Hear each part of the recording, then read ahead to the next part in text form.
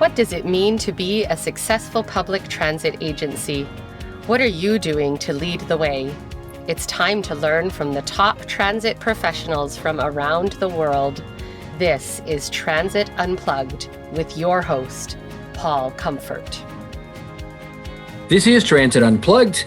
I'm Paul Comfort. Great to be with you on another edition of the world's leading transit executive podcast, Transit Unplugged. Today we visit in person with Carrie Butler, Executive Director of TARC, the Transit Authority of River City in Louisville, Kentucky. We met with her and many folks on her leadership team at their grand offices in the old Union Station headquarters in Louisville, Kentucky. Just a great building, part of that Louisville-Nashville, the old Louisville-Nashville train route.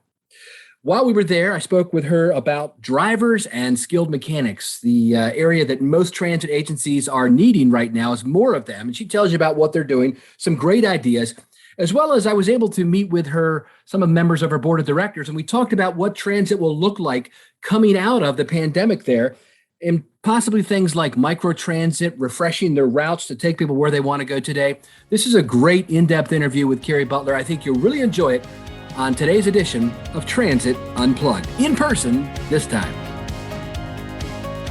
This is Transit Unplugged. I'm Paul Comfort. Great to be back on the road in Louisville, Kentucky with my good friend Carrie Butler, Executive Director of the Transit Authority of River City. We're sitting in her office in this phenomenal former Union Station building. Carrie, thank you so much for being our guest today.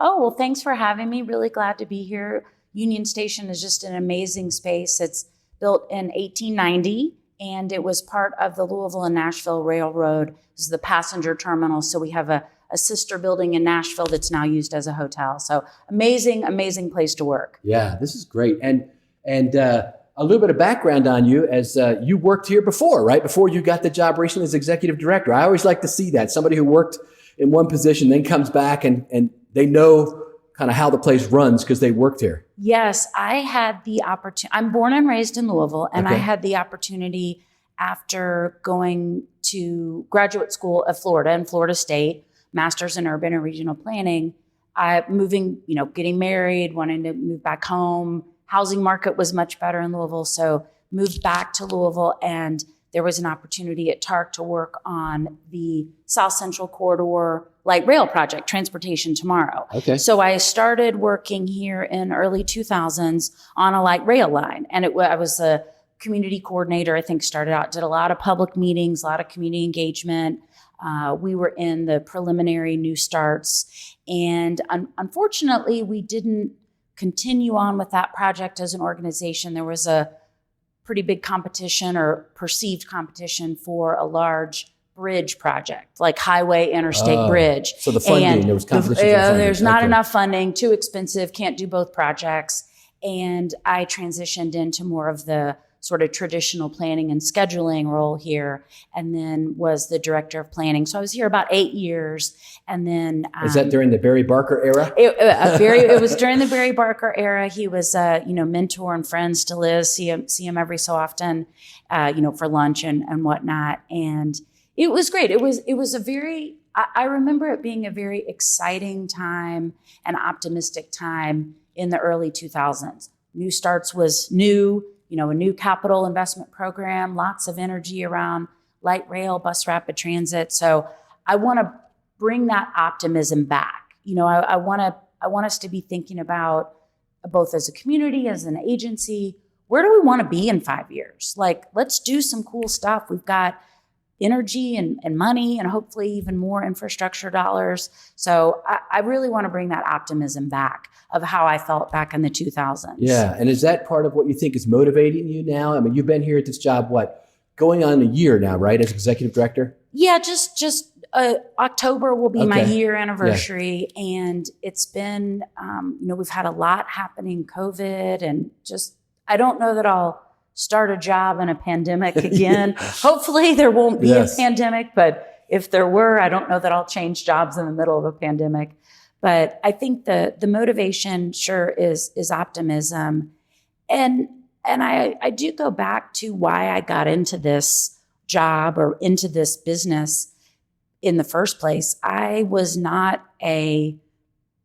probably shouldn't say this on a radio podcast, but I was always a really good student, got good grades, but I didn't know what I wanted to do with my life. I remember the high school counselor came and we did some test and they said, well, you can be a local problem solver on the news, like one of those newscast. And I was like, investigative reporter. Yeah. Yeah. I was like, well, I don't want to, that's a weird job. I didn't want to do that. Yeah. So I never really knew what I wanted to do and kind of bopped around. I worked at Kinko's. I always talk about, I worked at Kinko's and I loved that job. Yeah. And then my father was an architect. And one day we were having a conversation about where a Target was going to be located. They were building a new Target in what now I know is a greenfield location. Right. But they had this existing store. And I said, well, why don't they just fix up that Target where it exists instead of taking down this beautiful green space? And my dad's like, well, that's what urban planners do. And I was like, all of a sudden this light bulb went off that I wanted to be an urban planner. And it was a great feeling because I finally felt like I had some direction in my life. So then applied to graduate school, and I applied a couple different places, but Florida State, I had written my essay on grad school about public transit. Honestly, kind of on a whim, based on kind of a friend had told me, why don't you write it on public transit? Yeah. Okay. Yeah, here you are 20 years later. Yeah. And so I ended up getting a fellowship, and then I worked at what's now Star Metro in Tallahassee, and then I worked at Miami-Dade Transit, and that just kind of put me on this career. So I do always go back to why I was interested is this care for the community and, a threat of environmental issues, but just wanting to improve the quality of life. And that's kind of what always keeps me motivated. That's awesome, Carrie. And, I think coming out of COVID, which we are here in the U.S., hopefully, it's given a lot of transit agencies an inflection point. And I talked about this yesterday with you and your staff when we were talking about, kind of the Simon Sinek question, why are we doing what we're doing? And I think a lot of transit agencies have realized, because our ridership was decimated during COVID, are we really here just for the one number of ridership? No, I think everyone's agreed no. Really, there's lots of reasons for public transit, right? It helps the economy. It helps people the essential workers get to work. We can use it for policy reasons to improve equity and inclusion. We can use it to clean the environment. Are these some of the things that are motivating you and your team here? Oh, definitely. COVID made it very clear to me how critical what we do is. And I remember I was at a different agency when COVID started, but the world sort of, or at least the community shut down restrictions, but then public transit was deemed critical and was to keep on going. Right. And I kind of didn't want to. I wanted to send everybody home. I wanted to keep folks safe. I wanted to keep our team safe. But I was like, well, we're going. And then within, that week, we got a lot of feedback about, hey, thank you for being here. I've got to get to my job at the hospital, or I work at Kroger, the grocery store, and that was another kind of motivation, is like, look, what we do is really, really critical. Exactly, it was critical became this really meaningful word, impactful word for me. And that was good. But at the same time, it's been this tension, I think, over these past couple years about, ridership, and we're losing ridership. And I feel like sometimes our industry, or maybe organizations, we don't really think about, why is ridership declining? Yeah. And some of it I know is, if we had more money, we could do X, Y, or Z. But we have to start thinking about our product, like what it is we deliver on the street. Yes. And if it takes 5 times as long or 4 times as long to get from point A to point B, most people aren't going to choose that. And is it really fair? So I think that travel time is important to think about. How long does it actually take to get from here to there? Yes. And we often I don't think we've thought about that enough as an industry. But I agree with you. In the class that I was sharing with your team yesterday, we talked about what I call the 4 pillars of the 4 North Stars, which are safety, efficiency, reliability, and world-class customer service. And on the efficiency side, we often think about that KPI, that key performance indicator, being how many passengers per hour. But there's another efficiency number, just what you said, that we're not thinking about enough. And that is, if I can drive this in 20 minutes, why would I ever ride a bus that takes 60 minutes to get there? And that leads to the question about equity and inclusion. Right. Where are we making our public investments? Are we just putting them into roads so that people who are a little wealthier, who can afford a car, can get there faster? Meanwhile, people who are low income or maybe traditionally communities that were underserved, it's going to take them 3 times as long? Right. You just asked me the question right before we came on the air, which was, why is it fair for somebody who works, at the donut shop to take them 3 times as long to get to work? And it's not fair. Right. And not exactly. It shouldn't be harder and longer to get to a job that's across town. We have to make that, we have to make it equitable. Right. We should. So I'm encouraged. I am encouraged though, because I guess I've been working long enough that I see some of the change in more of the traditional sort of highway road departments. Yeah. And, you see the impacts or benefits of some of the programs like congestion mitigation, air quality, or some of the programs that were kind of weird, like bike ped programs now are kind of pretty standard. Yeah, they're and, mainstream. they may be a bike ped coordinator at the local government. So that part, I feel like I'm not, I don't feel like I'm the weirdo in the room anymore talking about sidewalks or bike paths or, hey, that helps transit. There's like other people joining the chorus now. Yeah. So that's encouraging. That is good. One more question about your past before we delve into kind of like I want to ask you about the inside baseball. Give me some numbers and all that stuff about your current transit system. Just prior to this, you were general manager, and this is when I got to know you when I was at the MTA in Baltimore, and you were head of Lextran. Yes. Tell me about that job some. Lextran was an amazing time and just a really cool opportunity for me. When I started there, we were breaking ground on construction of a brand new headquarters, $26 million in Lexington, campus Kentucky. in Lexington, Kentucky. Yes.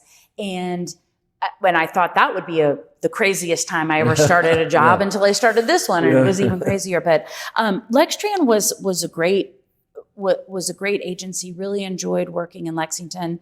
A little bit of a intentionally smaller footprint. Lexington has a longstanding urban growth boundary, so they contain, if you will, their built environment, and they have green space all around the community. It's mostly because of horse farms, because there's a lot of money to be made by keeping green space for thoroughbreds who win the Kentucky Derby and whatnot.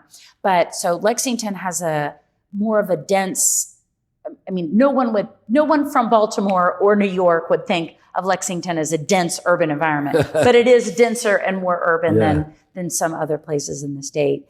And the University of Kentucky was there. So we had there's really 2 downtowns. There's the downtown that you would think of as a downtown. And then there's another downtown with the University of Kentucky because they have 30,000 plus students, faculty, staff. So it's, our system was oriented towards UK and then downtown, but great system. And Jill Barnett's the GM there now and doing great stuff. They've got some couple different capital projects going on. Just, I miss my team there for sure. Well, that's part of the fun when you work at a transit agency. You're kind of what they call in wartime foxhole buddies, so to speak. You're under fire a lot, when you're in the public sector, whether you're in transit or really a lot of agencies, education, everything else, you're always under fire, it seems like, because you're using taxpayer dollars and people are concerned that you do well. Look, one question about that I think some people may not realize is that there's something called management contracts. At some of these companies, like the one you work for, Transdev there, where they don't necessarily employ all the employees there. They just bring in the tops. Tell us some about how that works, because we haven't really talked about that much on the show. Yeah, so management contracts are sort of unique. There's not very many of them left. Everybody, I think, or most people in the industry are familiar with operating contracts, where you parse out some of your service to... Like you do here for paratransit, right? Exactly. We contract out our paratransit service. But management contracts are sort of the flip of that, where you may have one person, you might have 2, you might have a whole senior team that maybe they are contracted by a similar company and everybody else is a public employee. So it was maybe a little more common in the 70s and 80s as Yeah. There was the transition McDonald from Transit did a bunch of those. McDonald Transit, PTM, which was one of the precursors to Veolia and Transdev. Yes. And it was the transition from private operators, private bus companies or private streetcars in the 70s. And then the urban mass transit came in, and there was this transition period. It was like, well, are these going to be private entities or are they going to be public? And just so some agencies, now what we would call authorities or agencies, kept that. And it is an interesting model. I think there's some benefit. There can be some benefit, and certainly for agencies that have recovered after something, it could be like New Orleans RT after Katrina was probably one of the best examples that where you need some structure that can come in really quickly and sort of bring to bear sort of national level resources or even and international systems. resources. International resources, yeah. That's good. And so there at Lexington, you were the general manager, and how many people on your team were part of that management Just contract? two, just the general manager and the assistant general manager. So that was a little unique. Usually there's a couple more people on that management team. We were relatively unique. But here, you're an actual employee of a transit authority. So talk to us about the structure and how things work here in Louisville, the home of Muhammad Ali. The home of Muhammad Ali, the home of the authors of the Happy Birthday song. Really? Two sisters wrote the Happy Birthday song.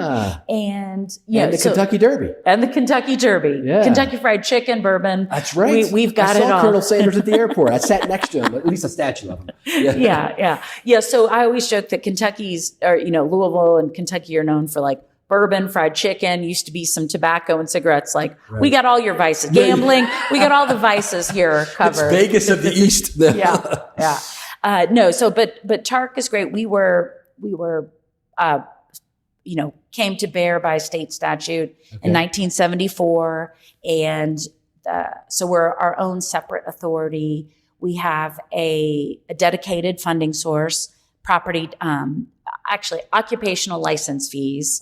So we get a percentage of the occupational license fee here. And that is our local dollars that come in each year. Then federal funds, the normal federal funds. Does the state give you some money? Does Kentucky give you any money? It's a very interesting question. So for years, we operate in Kentucky and part of Southern Indiana.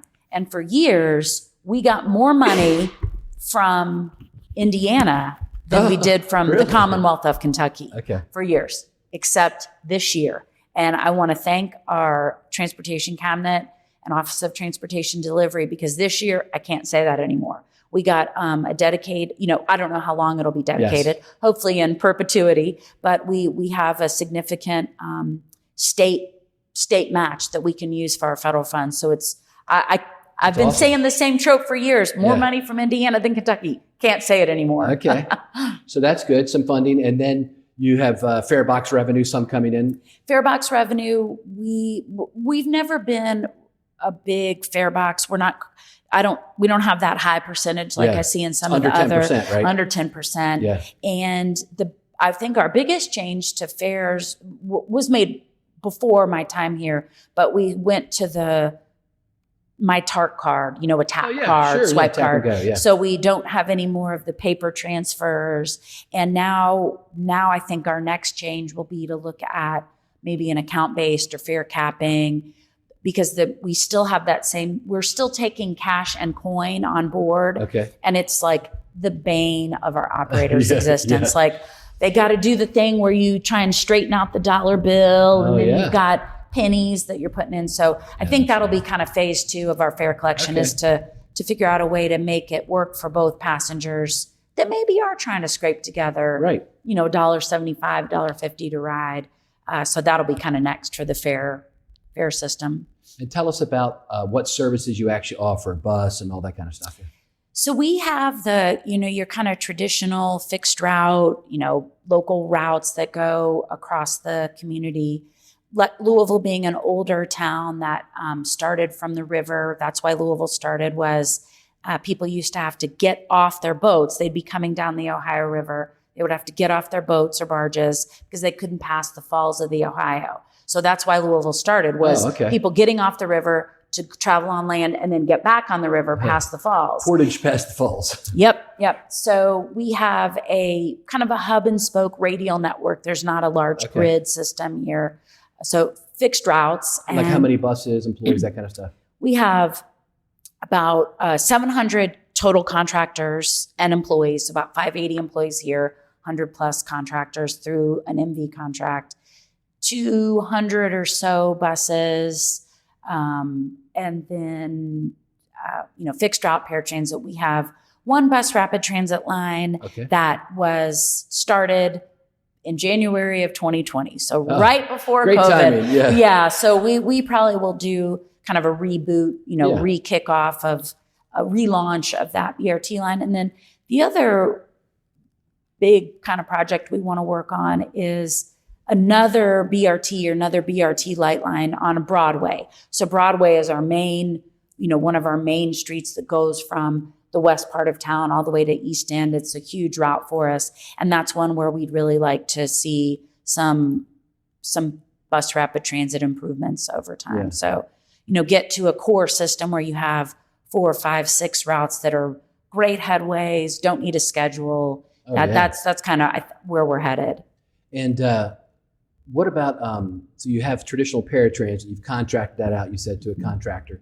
Are you looking at maybe doing, microtransit, mobility on demand, anything like that? Yes, we're calling it right now on-demand zones. Okay. Because is it mobility? Is it on demand? But we're right now are calling it on-demand zones, and we're looking at a partnership or an agreement with one of our cities, more of a kind of a suburban city that has some, residences. It has a little bit of a downtown with some restaurants and kind of retail. And then it also has a pretty significant light industrial or office park.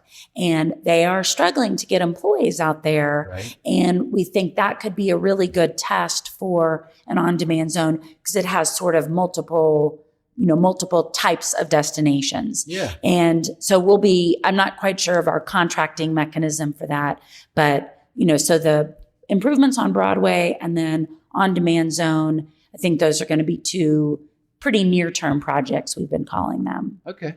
And you mentioned a small town near, so let's talk about the size of your service area. Mm-hmm. So we operate in 2 states and 5 counties. Okay. And just in the midst of COVID, we did eliminate or suspend express routes. So a lot of our service to the outside counties, outside of Jefferson County, our main county, were express routes. But nobody was going into downtown. Yeah, there weren't commuters going into downtown. So those are ones that I would sort of say are in kind of a waiting room right now. If we see people going back into downtown at that peak hour, 9 to 5, certainly we would be looking at, revamping or reinstituting those express routes and that commuter service. But we don't know. One of our major employers in downtown Louisville, Humana, many people are familiar with Humana because of the insurance, and they've said they're going to bring folks back in, but they're going to do a hybrid. They're going to allow folks to work from home a couple days a week. So I don't, if I had a crystal ball, it'd be great. I'd know, but my gut kind of tells me it's not going to go back to the way it was. I agree. It's just, downtowns are not going to be decimated or they're not going to vanish, but it's not going to be like it was. Yeah. It's a perfect time to reimagine too. Yes. What we want our downtowns to be and all that. Mm-hmm. So yesterday when we were talking with you and your staff and I asked what's your biggest challenge, everyone agreed right now it's drivers. And I'm hearing this all over the place. Tell me about what the challenge is. What do you think the causes are? And do you have any solutions for our listeners to help get more drivers? Yes, it's definitely drivers. We need drivers in fixed route and paratransit desperately. And I think it's a couple things. I think one is a lot of folks retired. The labor force changed with COVID. Those folks are not coming back to work. They've retired. Right. Then people that could retire did. People that could retire did. Then I think we have a little bit of a intermediate structural unemployment because I think there's probably a lot. The next category that left the workforce was women. Okay. And right now, I think we have a little bit of intermediate structural unemployment because there's women who care for little kids who aren't going to go back to work until the kids go back to school. Okay. Properly back in school, Right. Real school, not homeschool, not the kitchen table with mom on a Zoom call. Yeah. But so I Is that think going to happen this fall here in Kentucky? yes. Okay. Our school system here came back a little bit in the spring, but we anticipate, knock on wood, Yeah. that everybody will go back to school. So I think we'll see a little bit of an uptick in the fall when kids go back to school. And I think a lot of folks had some, time to think about what they wanted to do with their lives during Right. COVID. And they just want to do something different because we've seen not just a shortage in drivers, but also people who, are leaving a finance department, just they don't want to do it anymore. Right. So I think there's all of that that's impacting. But what we've done is we realized we really, really had to step up our game as far as having people know that we were hiring. So we did radio. You'll appreciate this. We Okay. did traditional radio ads. That's good, actually. Yeah. And we did a survey of our current drivers to see what radio stations they listen to. So we took out some ads on that. We did a promotion where the radio station comes and broadcasts from Oh, here. that's cool. And then we did a little bit of paid ads, socials, and that helped us increase the number of people coming into the Yes. mix. And so, so far so good. We really, HR has been going like gangbusters to get everything processed. We've thought about, can we compress the time? You fill out the application, you do the bus operator test, then you do your drug, all that. So how can we compress and get folks in the door quicker, but without sacrificing the quality of candidates? So I don't know that I have a magic answer, but I do think that you have to step up your game for advertising because everybody is hiring. Yeah. You drive down the street, now hiring. I can't get my teenage daughter a job. She's not 16 though. I'm like, I'll get you a good candidate. She's only 15 and a half though. Nobody wants to hire her, right? Yeah. Yeah. Yeah. So what do you see? So you mentioned a couple projects happening in the near future. Do you have any long-term plans? I know you've been here less than a year, and I know that you've been grappling with a lot of stuff in the wake of what you came into here. But what are your where do you see the agency going? What type of services can you see coming here? Well, it's exciting. We are this week, actually, we're kicking off an update to TARC's long range plan. So Okay. the last time we did a long range plan was in 2010. I was the primary author and project that's manager. funny. So it's Full like, circle. it's this weird thing. It was like, well, I guess when TARC needs to do a long range plan, They I bring have Carrie to come Butler back. back. Yeah. Carrie Butler for the long range plan. So we're gonna kick that off. But traditionally that transportation planning timeframe was 25 years. That's kind of a long range plan. 25 years is gone. We're talking God knows about where it. we're going to be in 25 years. Right. So we're thinking of a long range plan more in the 6-year time frame. So that's kind of our planning horizon, that 6-year. And I think it's a little bit about what I mentioned is seeing a really strong network of bus routes that you don't need a pocket schedule. You really can, you might have an app to find out where it is, but high frequency routes. High frequency routes, really good quality stops along those routes, making those improvements at sidewalks and at bus stops and shelters, and then really figuring out the best way to do on-demand microtransit mobility. Because what I see as another challenge, like where we've not paid enough attention to competitive travel times, is how can we manage or drive down the cost of a passenger trip per person, per car. Right. And we've got to start thinking about how do we drive that cost down so that we can afford to do these on-demand zones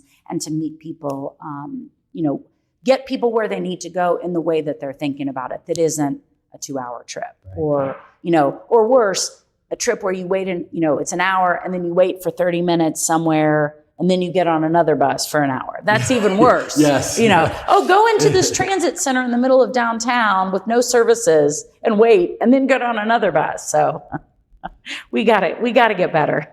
That's a great vision. Yeah.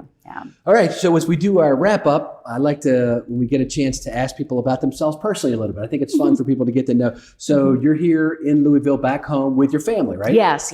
So 2 teenage daughters. One of them, I'm trying to get a job. The other one's doing lifeguarding and vacation, so they're fun teenage girls that I'll be excited when they're young adults and in college, but they're great. My husband does transportation planning as well, but he's a little bit more on the highway side. So sometimes we have some, what we consider interesting, but other people would probably be like, y'all are nerds, like talking highway versus transit. But it's been really fun to be back in my hometown, and I wasn't too far away. So I could keep in touch with friends and family, but looking forward to Derby next year, for it to be a real Derby. Yes. And all that fun stuff that Louisville has to offer. That's something that your city and my home city, Baltimore, have in common, because we have one of the other legs of the Triple Crown. Yeah. Triple Crown. That's a goal. I would love to do all 3 legs of the Triple Crown. And I also have a goal. I want to travel to all 50 states, and I only have 4 left. So I've got Maine, New Hampshire, Vermont, which everybody kees saying, like, that's a super easy trip. Just do it. Right? Yeah. And then the other is North Dakota. Okay. And I can't figure out what to do or what to see in North Dakota. Glacier National Park, right? Yeah, glaciers in Montana. Yeah. Oh, Montana. Oh, okay. Yeah. Geographically challenged here. I'm actually going to Montana in August, so hopefully I can do it at the Small Urban Network Conference for CTAA. Family pet? Yes, we have a rescue dog from Humane Society. When we got him, they said he was a retriever shepherd mix, but once he grew up, he's real skinny. And he's kind of deformed, actually, but he's real skinny. So we think he's a golden retriever whippet mix, because he can run like crazy. So he's like, no, my husband didn't want him. No, we don't want a dog. Now they're like best friends. Isn't that what happens? They're best friends. Yeah. Last question. What kind of music you listen to? I love music. I have been recently, I love electro swing. So it popped up on a Pandora. And so like Wax Taylor, there's Caro Emerald. It's a really cool sound, kind of peppy and energetic. And then sometimes I'll go back to my old school days. I loved like punk rock and California punk rock. So I listen to all, but those kind of ones I've been listening to recently. Very good. Yeah, the evolution of music. We all go through that, right? Yes. We try different things. Well, Carrie Butler, Executive Director of the Transit Authority of River City, thank you so much for being our guest today. We wish you the very best as you take this agency into the future. Thank you. Thank you. Thank you for listening to this week's Transit Unplugged In Depth with our special guest, Carrie Butler of TARC. Next week on Transit Unplugged News and Views, Paul is chatting with John Sieber, Executive Director of Central Indiana Regional Transportation Authority. Paul will be attending the Small Urban Network Conference, the Sun Conference, coming up in Missoula, Montana. So look for some episodes of both Transit Unplugged In Depth and Transit Unplugged News and Views from the Sun Conference with transit leaders from across North America. If you've enjoyed listening to Transit Unplugged, please take a moment and rate and review us wherever you listen to podcasts. It really helps other people find Transit Unplugged. So, as always, until next week, ride safe and ride happy.